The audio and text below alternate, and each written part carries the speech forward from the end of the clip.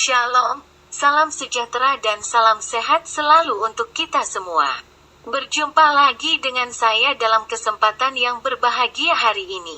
Harapan dan doa saya kiranya damai sejahtera dari Bapa di sorga, kasih dan anugerah dari Tuhan Yesus serta sukacita oleh Roh Kudus melimpah dalam hidup kita. Amin. Kebenaran firman Tuhan pada kesempatan ini saya ambil dari Kitab 2 Raja-Raja pasal 21 ayat 1-3. Beginilah firman Tuhan. Manasye berumur 12 tahun pada waktu ia menjadi raja dan 55 tahun lamanya ia memerintah di Yerusalem. Nama ibunya ialah Hefzibah. Ia melakukan apa yang jahat di mata Tuhan, sesuai dengan perbuatan keji bangsa-bangsa yang telah dihalau Tuhan dari depan orang Israel. Ia mendirikan kembali bukit-bukit pengorbanan yang telah dimusnahkan oleh Hizkia, ayahnya. Ia membangun mezbah-mezbah untuk Baal, membuat patung Asyerah seperti yang dilakukan Ahab, Raja Israel, dan sujud menyembah kepada segenap tentara langit dan beribadah kepadanya. Berdasarkan kebenaran firman Tuhan tersebut, saya memberi judul atau tema yaitu, Akibat Kurangnya Bimbingan dalam Kebenaran Firman Tuhan. Berbeda dengan Yoas yang masih berumur 7 tahun ketika diangkat menjadi Raja Yehuda mendapatkan bimbingan dari Imam Yoyada dalam jangka waktu lama, maupun Uza yang masih berumur 16 tahun ketika diangkat menjadi Raja Yehuda mendapatkan bimbingan dari Imam Zaharia dalam jangka waktu lama.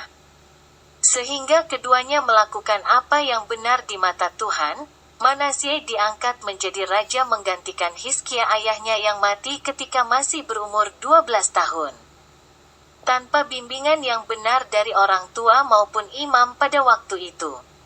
Hasilnya, Manasye yang masih begitu muda banyak dipengaruhi oleh orang-orang yang membaktikan diri kepada Allah lain. Manasye lebih banyak dipengaruhi oleh orang-orang dari luar Yehuda, baik Israel Utara maupun dari bangsa lain yang tidak mengenal Tuhan. Manasye tidak meniru pandangan dan tindakan baik Raja Yehuda terdahulu tapi malah meniru cara hidup Ahab Raja Israel Utara yang jahat di mata Tuhan dan bangsa-bangsa yang telah dihalau Tuhan dari depan orang Israel. Berbagai hal baik di mata Tuhan yang telah dilakukan ayahnya malah dirusaknya dengan mendirikan kembali bukit-bukit pengorbanan, membangun mezbah-mezbah untuk Baal, membuat patung Asyerah. Baal adalah dewa kesuburan dan pertanian orang Kanaan yang dipercaya berkuasa atas bumi sehingga menghasilkan panen yang baik. Sedangkan Asyerah adalah dewi cinta dan perang. Penyembahan kepada Asyerah terkenal karena unsur seksual yang melibatkan ritual prostitusi. Asyerah yang dikenal sebagai istri Baal memperlengkapi fantasi manusia yang memuja kemakmuran dengan birahi sebagai hal terpenting di dalam hidup. Dengan membangun mezbah untuk Baal dan Asyerah, Manasye memang ingin membaktikan dirinya dan orang Yehuda kepada kemakmuran dan kesenangan jasmani. Tindakan jahat yang dilakukan Manasye, padahal anak dari orang yang melakukan apa yang baik di mata Tuhan akibat tanpa bimbingan yang benar dari orang tuanya maupun para imam pada zaman itu.